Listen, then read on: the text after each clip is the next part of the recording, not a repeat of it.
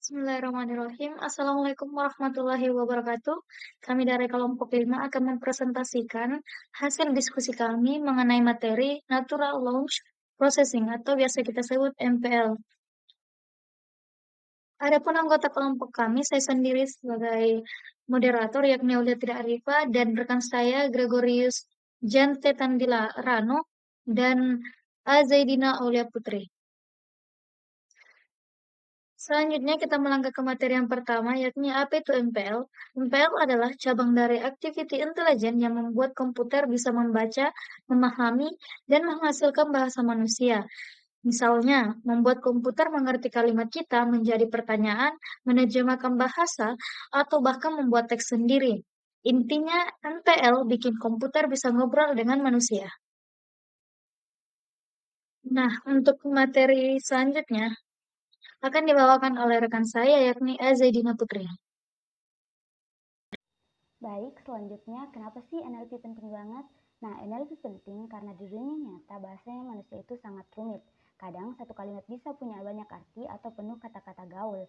Nah, dengan NLP, komputer bisa membantu kita dalam banyak hal. Misalnya, chatbot yang bisa menjawab pertanyaan otomatis. Kemudian ada penerjemah bahasa seperti Google Translate. Kemudian ada voice assistant seperti Siri ataupun Google Assistant. Dan yang terakhir bisa menganalisis sentimen di media sosial, misalnya apakah orang sedang senang ataupun marah. Jadi, NLP bikin hidup kita lebih praktis. Nah, NLP juga memiliki tantangan. Yang pertama, bahasa manusia itu kan penuh makna ganda. Misalnya kata bisa berarti sanggup ataupun cairan dari ular. Kemudian yang kedua, banyak bahasa gaul ataupun singkatan. Dan yang ketiga, ada susunan kata yang beda-beda di tiap bahasa. Nah, karena itu NLP butuh algoritma yang pintar supaya komputer nggak salah paham. Nah, bagaimana sih cara kerja sebuah NLP? Nah, NLP bekerja secara sederhana, prosesnya seperti berikut. Yang pertama, teks diubah menjadi angka karena komputer hanya mengerti angka. Misalnya, kata makan diubah jadi angka vektor supaya bisa diolah. Kemudian, algoritma machine learning mempelajari pola kata-kata. Misalnya, kata anjing sering muncul dekat kata menggonggong. Yang ketiga, komputer memproses pola itu untuk melakukan tugas tertentu. Misalnya, menerjemahkan kalimat, mendeteksi apakah kalimat positif ataupun negatif, dan menjawab pertanyaan. Jadi, NLP itu bikin komputer ngerti konteks bahasa manusia. Nah, untuk pembahasan selanjutnya akan disampaikan oleh Gregorius.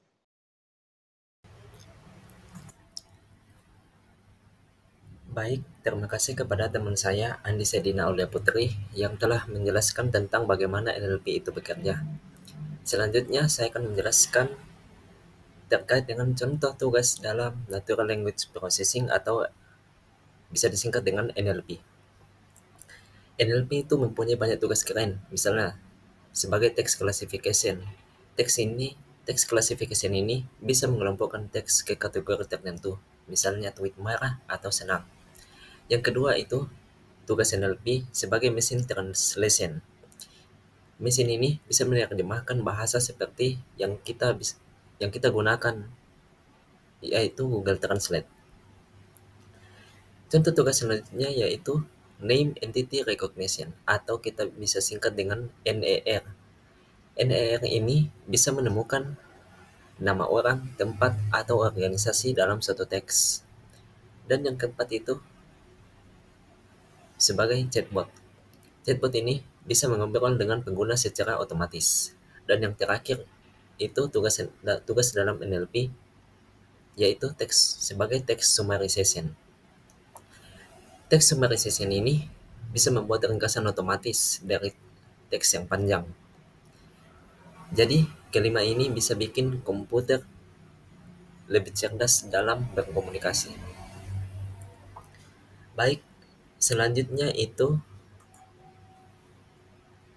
algoritma populer di dalam Natural Language Processing atau NLP. Algoritma apa saja sih yang dipakai di NLP? Yang populer saat ini adalah transformer. Transformer dipakai di model besar seperti BERT atau GPT. Jadi model-model ini bisa memahami konteks kata dalam satu kalimat dengan sangat baik.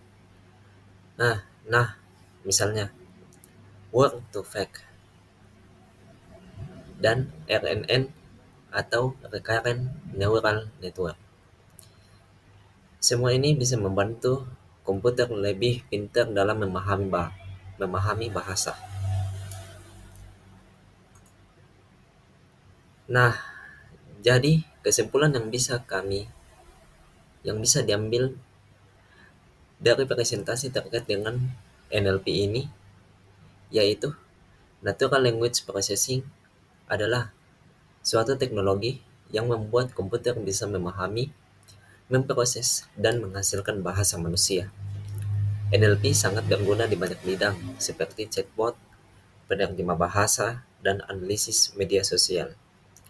Teknologi ini harus terus berkembang supaya komputer semakin pintar memahami cara kita dalam berbahasa. Baik, itu itu tadi yang dapat kami presentasikan terkait dengan Natural Language Processing atau bisa disingkat dengan NLP. Mohon maaf apabila di dalam presentasi ini terdapat kesalahan. Sekian dari kami. Assalamualaikum warahmatullahi wabarakatuh.